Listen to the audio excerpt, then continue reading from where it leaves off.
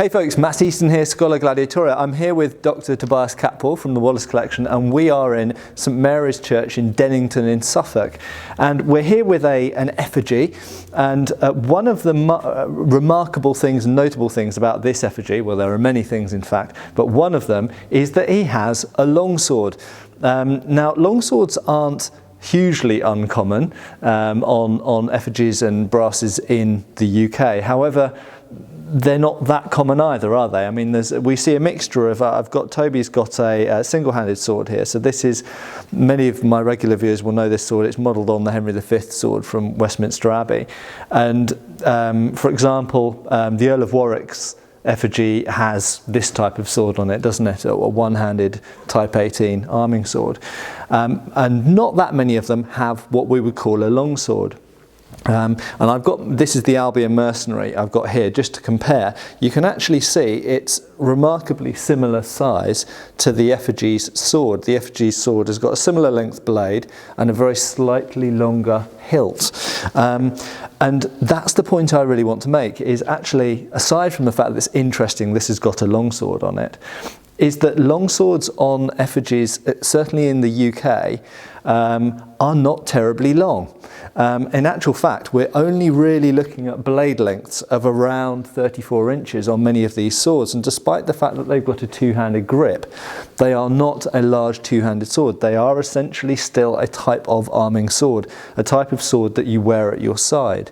I mean, does that conform with your observations as well? Yeah, I mean, it's still a slightly unusual feature, but for someone like this particular individual, a veteran of the wars in Normandy under Henry V, a real, fighting knight in the great age of English, those great English victories, having that longsword, or rather a sword that's got a significant allowance for two-handed use, that speaks to who this guy is, that he fights primarily on foot with two-handed weapons. He's using two-handed fighting styles. All of the accounts and documents and chronicles agree that the English, favored these two-handed weapons, the poleaxe and swords that are used in two hands, whether it's what you would call a two-handed sword, or whether it's a sword like this. This is just really, just like the armor, it's favoring in its design fighting on foot. And just to conclude, I mean, I just find it very interesting. If we look at Fiore's treatise, Fiore de Libris, Fiore di Battaglia, we can see a sword in that isn't particularly big. He uses it in one hand, he uses it in two hands, interchangeably, on horseback, on foot. He uses it as a one-handed sword on foot as well.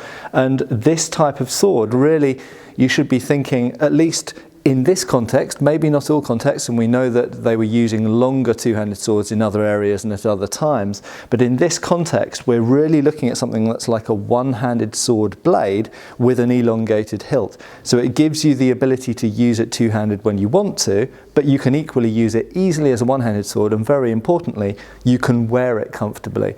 If you have a sword that's a lot longer than that, you can't just wear it as a backup weapon easily. If your primary weapon is a lance or a poleaxe, then having a longer longsword, it's just going to get in the way. And you're not allowed to wear it on your back. Yeah, don't wear it on your back. You wear it on your side like that. Just to bring that up again. Yeah. Okay, cheers folks.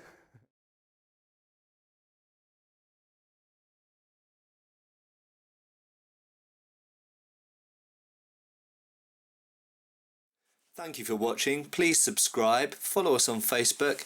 You can buy t-shirts through Spreadshirt, support us on Patreon, or follow us on Pinterest. Thank you.